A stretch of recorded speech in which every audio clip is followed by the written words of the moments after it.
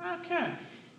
The data displayed in the graph below indicates that in 2000, 45% of U.S. adults believed that most qualified students get to attend college.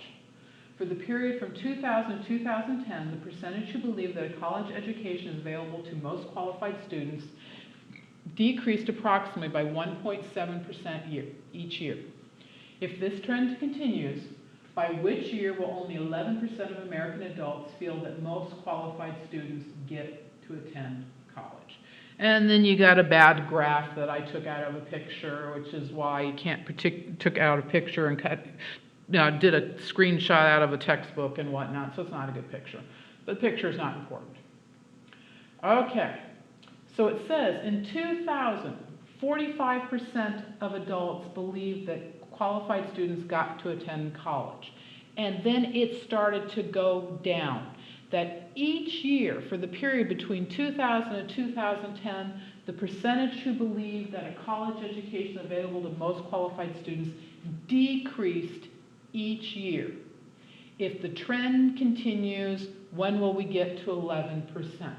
So the very generic situation here is we have some sort of starting point. We have some sort of starting percentage. And then there's some sort of decrease till we get to our final percentage.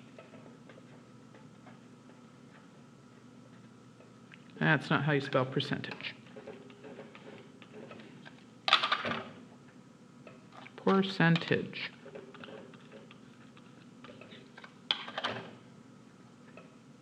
That's the very generic thing, that we had some sort of starting percentage in 2000, then things started to drop, and we're going to get to some new percentage.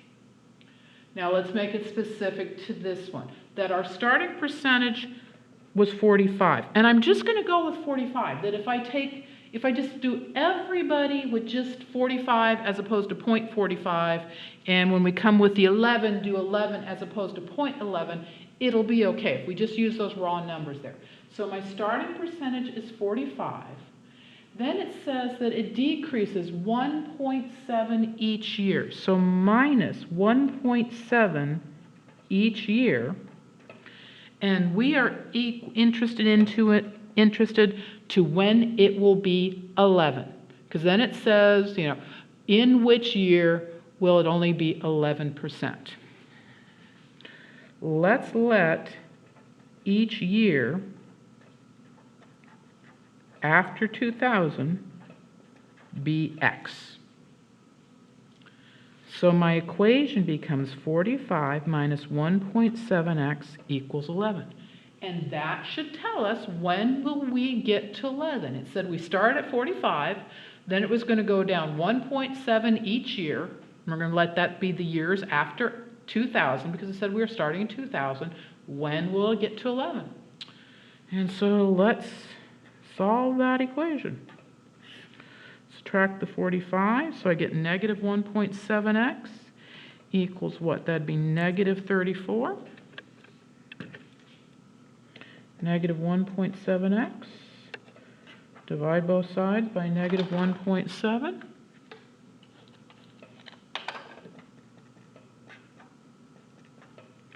And so we'll get x equals 34 divided by 1.7 gives me 20, which is what I thought it was, but I'm terrible at decimals. So we got x equals 20. And so you're at the computer and you happily type in 20 and it tells you you're wrong. And so you check all your work and you type in 20 again, it still tells you you're wrong. That's because of what x is. It says x is after years after 2000. And it says when, by which year will 11% of adults believe that most qualified students get to attend college? And so the answer is in the year 2000 plus 20 for 2020. And it's just coincidence that if you're, the year that I made this video is 2020. So just coincidence we came out in 2020. And so if this data is correct, by 2020, Only 11% of Americans feel that qualified students will get to go to college. If that data is correct, that's kind of sad. But there's that one. But again, I want to emphasize on all of these that you start thinking just in very generalities, that it started talking about that we're have a starting point, then things were decreasing, getting to some new point. And if it had been the other way around, increasing, starting point, some sort of increase, getting to our new point. Okay, last problem in this section. And then like I said, before I get to the last problem, I can't do one of each type that you'll see. And so you just have to practice, answer, ask questions. I'm making these videos as part of the COVID thing, so because we don't know how things are going to be. So if we're not seeing each other face to face, you send me emails. We'll do everything we can do to help you, but you just ask questions. So last problem. A new car is worth $60,000 and is depreciating in a value of $3,000 per year. After how many years will the car's value be $10,000? And this really is very similar to the previous problem, that we have the original value, and it's going to depreciate. That's sad about cars, but they depreciate a lot, and gives the new value. So then fill in the specifics. A new car is worth $60,000. When I copied this one, this must have been an aspirational sort of thing for me. Currently, so I'm recording this, it is June of 2020. I am driving a 2002 Chevy Trailblazer that we bought in 2001 in the fall. So this fall, I will be driving a 19-year-old car. It was not $60,000 when I purchased it, and I will never purchase a $60,000 car. First of all, I'm a teacher. Teachers can't drive $60,000 cars, and I could just never, ever, ever spend that sort of money on a car. Just can't. I'm hoping my 19-year-old Chevy Trailblazer will become my 20-year-old Chevy Trailblazer. I just want to keep running and running and running, because I don't want to buy a new car. That's really way more information than you needed. Back to the problem. So my original value was $60,000. It's depreciating in value $3,000 per year. So $3,000 per year. And we want to know, when will it be $10,000? So let's let x equal the number of years. And so this becomes 60,000 minus 3,000x equals 10,000. And we solve that equation.